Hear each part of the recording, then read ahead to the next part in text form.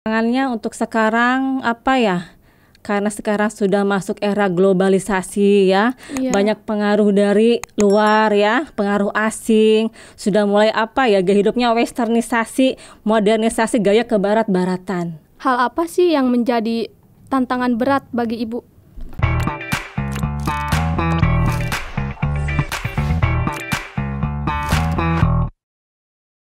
Assalamualaikum warahmatullahi wabarakatuh. Halo guys, halo Sobat Banten Podcast. Kembali lagi di channel YouTube Banten Podcast. Sebelumnya saya akan memperkenalkan diri terlebih dahulu, dikarenakan Sobat Banten Podcast belum pada kenalkan ya ke saya. Dan ada salah satu istilah mengatakan, tak kenal maka tak sayang. Maka dari itu, izinkan saya untuk memperkenalkan diri. Nama saya Refti Trimahliani, biasa dipanggil Refti. Nah, kali ini saya tidak sendiri teman-teman. Saya kedatangan salah satu guru yang mungkin ada sebagian orang yang sudah kenal ke Ibu ini. Nah, Ibu silakan memperkenalkan diri. Ya. Assalamualaikum warahmatullahi wabarakatuh. Selamat sore semuanya.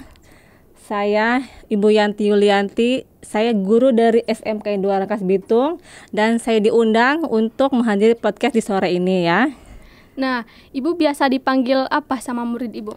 Bu Yanti. Oh, gimana Ibu kabarnya? Alhamdulillah baik.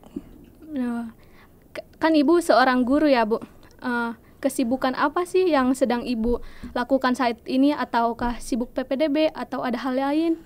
Karena ini masih masa PPDB ya, kebetulan saya tidak menjadi panitia PPDB secara langsung sehingga bisa datang ke sini, meluangkan waktu datang ke Lingkar Banten TV ya untuk podcast di acara yang sekarang ini ya, gitu.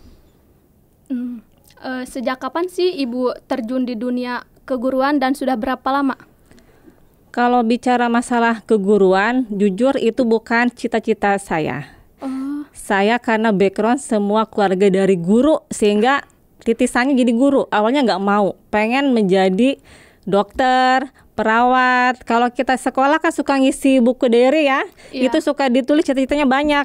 Dokter, pilot, perawat, tetapi guru tidak ada. Tetapi karena mungkin rezekinya di guru, alhamdulillah menjadi seorang guru ya. Meskipun memang istilahnya guru sekarang banyak yang memang tidak berminat karena dianggap gaji kecil, pada itu tidak benar ya. Guru sekarang alhamdulillah sejahtera, sudah mulai dilirik dari segi finansial, banyak tunjangan juga, sehingga apa? Kami sebagai guru istilahnya mempromosikan bahwa guru itu istilahnya profesi yang memang alhamdulillah mencerdaskan anak bangsa yang sangat mulia menurut saya gitu ya. Sudah berapa banyak sekolah yang Ibu ajar dan Ibu ngajar mata pelajaran apa? Ya, saya dulu honor di SMA 2 Rangkas Bitung yang di ONA. Itu honor ya selama 5 tahun. Selama 5 tahun, tahun kelima alhamdulillah terangkat CPNS menjadi pegawai negeri sipil. Itu tugasnya di SMA 1 Muncang.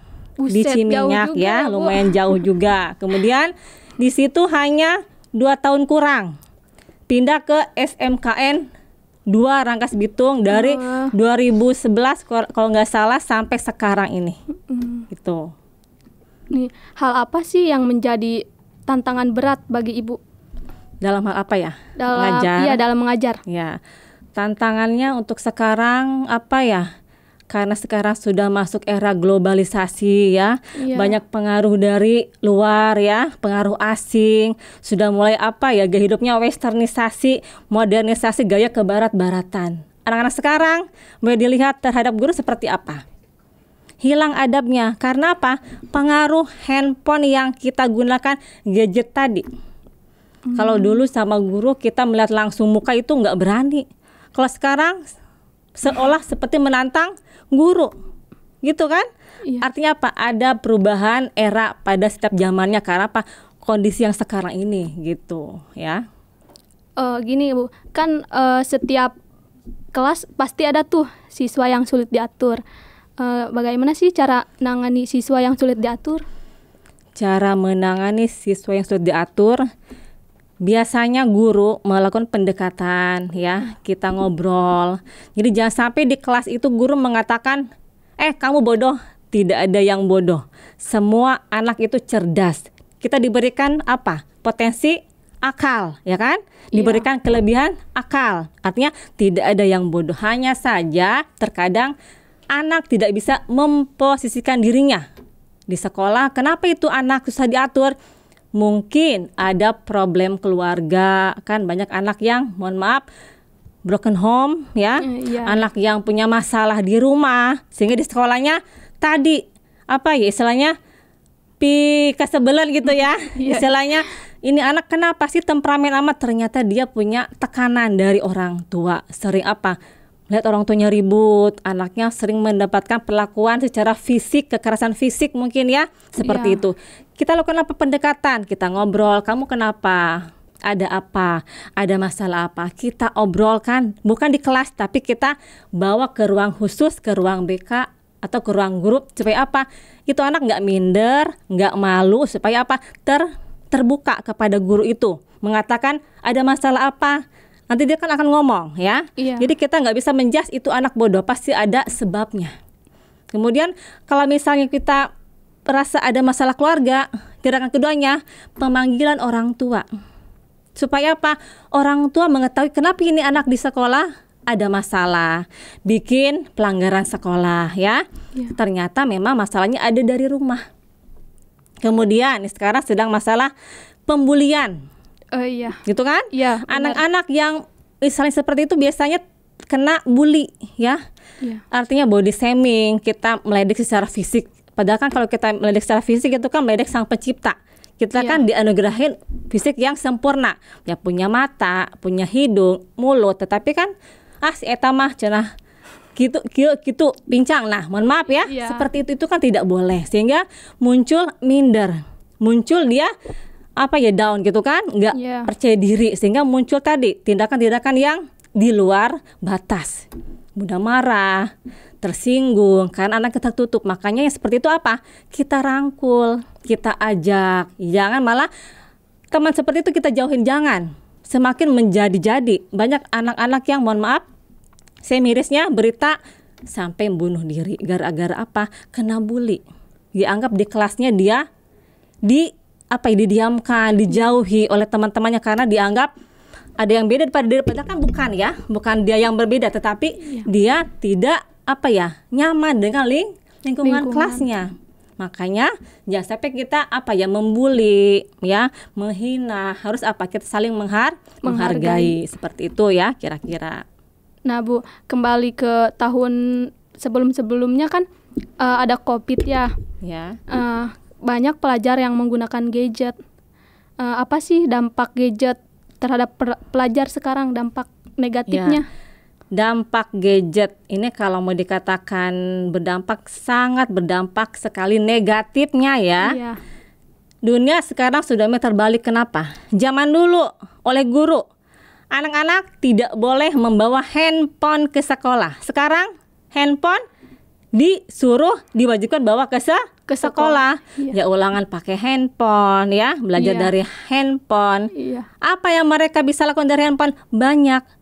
Kita bisa tahu berbagai informasi yang kita tidak tahu, sampai istilahnya di luar batas. Mohon maaf ya.